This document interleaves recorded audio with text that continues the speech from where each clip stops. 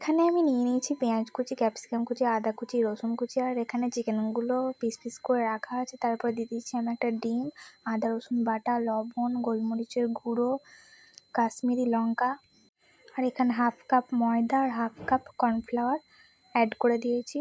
তারপরে দিয়ে দেবো একটু ভিনিগার, আর লাস্টে সয়া সস দিয়ে ম্যারিনেট করে আমি আধ ঘন্টা মতন এটা রেখে দেবো।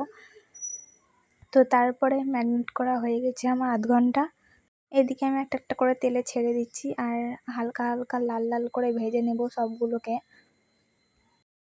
তো হালকা হালকা করে লাল লাল করে ভেজে নিতে হবে সবগুলো। আর আমার এখানে প্রায় লাল লাল হয়ে এসছে, তো আমি এগুলো সবগুলোকে কড়াই থেকে তুলে নিব। আর সব চিকেনগুলোই আমি এভাবে ভেজে নিয়েছি। তো দেখতে পাচ্ছ এখানে আমার সবগুলো চিকেন ভাজা হয়ে গেছে। তারপরে দিয়ে দেবো আমি রসুন কুচি, আদা কুচি, এটাকে আমি একটু তেলে নেড়ে চেড়ে নেব।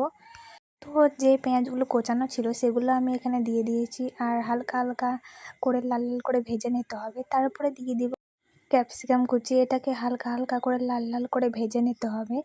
ভাজা হয়ে গেলে তারপরে স্বাদ মতন নুন তোমরা দিয়ে দিতে পারো।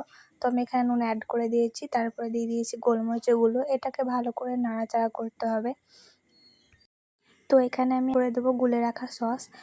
তো পুরোটা ফুটিয়ে নিতে হবে নেড়ে চেড়ে। তো সসটা কীভাবে বানিয়েছিলাম আমি তোমরা দেখে নাও। এখানে তোমাদের ঝাল মতন চিলি সস অ্যাড করে নেবে। এখানে আমি 3-4 চামচ মতন চিলি সস অ্যাড করে নিয়েছি। তারপর দিয়েছি টমেটো সস 3 চামচ, তারপর দিয়ে দিচ্ছি সয়া সস 1 চামচ, দিয়ে একটু জল দিয়ে গুলে নিতে হবে। তো এদিকে আমি আরও 5 মিনিট ফুটিয়ে নেব নাড়াচাড়া করে। তারপরে দিয়ে দেব, তো তোমাদের স্বাদ মতন তোমরা এখানে চিনি অ্যাড করে দিতে পারো। আমাদের স্বাদ মতন আমি 1 চামচ মতন চিনি অ্যাড করে দিয়েছি। আর এখানে ভেজে রাখা যে চিকেনগুলো ছিল সেগুলোকে আমি অ্যাড করে দিয়েছি আর ভালোভাবে নেড়ে চেড়ে নেব 5 থেকে 10 মিনিট মতন। তো এখানে আমার নাড়াচাড়া হয়ে গেছে আর আমি এখানে দিয়ে দেবো 1 চামচ মতন ভিনিগার। তো ভিনিগার দেওয়ার পরে একটু হালকা করে নেড়ে চেড়ে নিতে হবে। আর যে বাটিতে আমি 1 চামচ মতো কর্নফ্লাওয়ার গুলে রেখেছি সেটাকেও অ্যাড করে দিয়েছি। তারপরে একটু নাড়াচাড়া করে নিয়ে আমাদের তৈরি হয়ে গেছে চিলি চিকেন। তো এই চিলি চিকেনটা খেতে অনেক টেস্টি হয়েছিল। তোমরা বাড়িতে এভাবে ট্রাই করে দেখতে পারো, খুব সুন্দর একটা রেসিপি। তো ঝটপট ট্রাই করে দেখো। আসছি নেক্সট ব্লগে।